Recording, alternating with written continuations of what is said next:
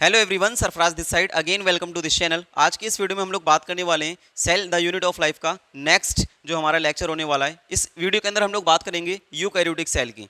Eukaryotic cell plant और animal दोनों में ही प्रेजेंट होती है। आज इस वीडियो में हम लोग यूकैरियोटिक सेल का स्ट्रक्चर देखेंगे और उसके बाद में इनमें क्या डिफरेंस होता है वो देखेंगे। तो सबसे पहले हम लोग अगर बात करें यूकैरियोटिक सेल में प्लांट सेल का स्ट्रक्चर क्या होता है, तो प्लांट सेल को अगर हम देखते हैं, जो सबसे आउटर मोस्ट लेयर देखने को मिलती है उसको हम कहेंगे सेल वॉल, और जो इनर मोस्ट लेयर होगी उसको हम कहेंगे सेल मेम्ब्रेन। इन दोनों के बीच में एक और स्ट्रक्चर हमें देखने को मिलता है, उसको हम कहेंगे मिडिल लैमेला।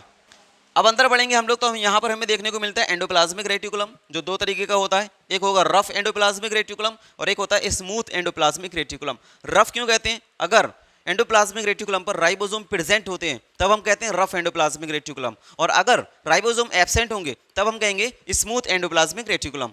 नेक्स्ट हमें ये स्ट्रक्चर देखने को मिल रहा है जिसको हम न्यूक्लियस कहेंगे। Nucleus is the controller of the cell. Next हम देखते हैं राइबोसोम हमें देखने को मिलते हैं। प्लांट सेल के अंदर हमें 80S टाइप के राइबोसोम देखने को मिलेंगे जो साइटोप्लाज्म में प्रेजेंट होंगे।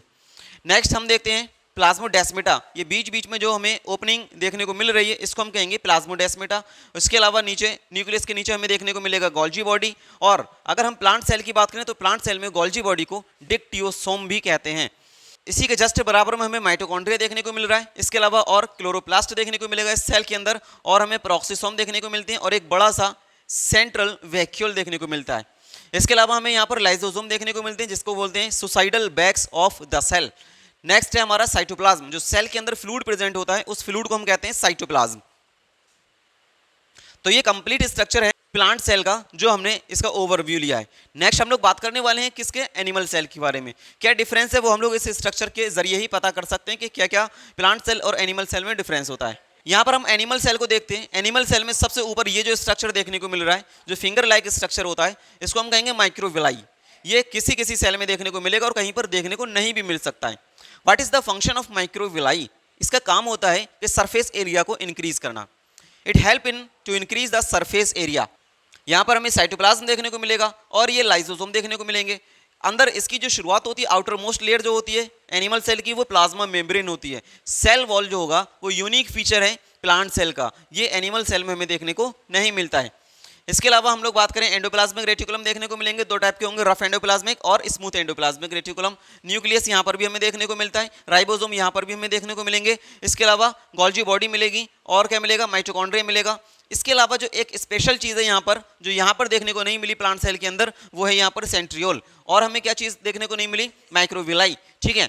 इसके अलावा यहाँ पर हमें लाइसोसोम भी देखने को मिलेंगे और प्रोक्सिसोम भी देखने को मिलेंगे। अब हम लोग बात कर लेते हैं कि क्या मेजर डिफरेंसेस हैं जो प्लांट सेल और एनिमल सेल के अंदर हमें देखने को मिलते हैं। तो सबसे पहला पॉइंट हम बात करें तो यहाँ पर हमें प्लांट सेल के अंदर सेल वॉल, प्लांट सेल के अंदर हमें सेल वॉल देखने को मिलेगी, लेकिन एनिमल सेल में हमें सेल वॉल देखने को नहीं मिलती। दूसरा इसका जो डिफरेंस होगा वो दूसरा डिफरेंस ये है कि यहाँ पर हमें सेल वॉल के अलावा ऐसी कौन सी चीज़ है जो प्लांट सेल के अंदर देखने को मिलती है, उसको कहेंगे सेंट्रल वैक्यूल। सेंट्रल वैक्यूल, जो बिग वैक्यूल होती है, वो हमें प्लांट सेल के अंदर देखने को मिलेगी, लेकिन एनिमल सेल के अंदर हमें सेंट्रल वैक्यूल देखने को नहीं मिलती। नेक्स्ट हम लोग बात करें तीसरा कौन सा सी है, तो नेक्स्ट हम लोग बात करेंगे क्लोरोप्लास्ट। क्लोरोप्लास्ट हमें सिर्फ प्लांट सेल के अंदर देखने को मिलता है, एनिमल सेल में देखने को नहीं मिलता। इसके अलावा एक और बात करें हम लोग अगर, तो होता है नेक्स्ट हमारा सेंट्रियोल। सेंट्रियोल की अगर बात करें तो ये प्लांट सेल में हमें नहीं मिलेगी और एनिमल सेल में हमें सेंट्रियोल देखने को मिलता है। इसके अलावा हमें और क्या डिफरेंस देखने को मिला? माइक्रोविलाई। माइक्रोविलाई बता सकते हो कौन सी सेल के अंदर देखने को मिली? ओनली एनिमल सेल के अंदर देखने को मिली, लेकिन प्लांट सेल के अंदर देखने को नहीं मिलती। इसके अलावा नेक्स्ट हम लोग बात करें कौन सा डिफरेंस है यहाँ पर?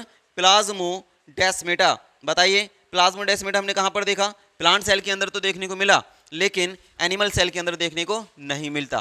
तो ये कुछ डिफरेंसेस हैं जो मेजरली प्लांट सेल और एनिमल सेल के बीच में कर सकते हैं। और भी बहुत सारे डिफरेंसेस हैं जो आप इन दो स्ट्रक्चर के जरिए पता कर सकते हो कि क्या चीज़ है जो प्लांट सेल में प्रेजेंट है और क्या चीज़ है जो एनिमल सेल में प्रेजेंट नहीं है।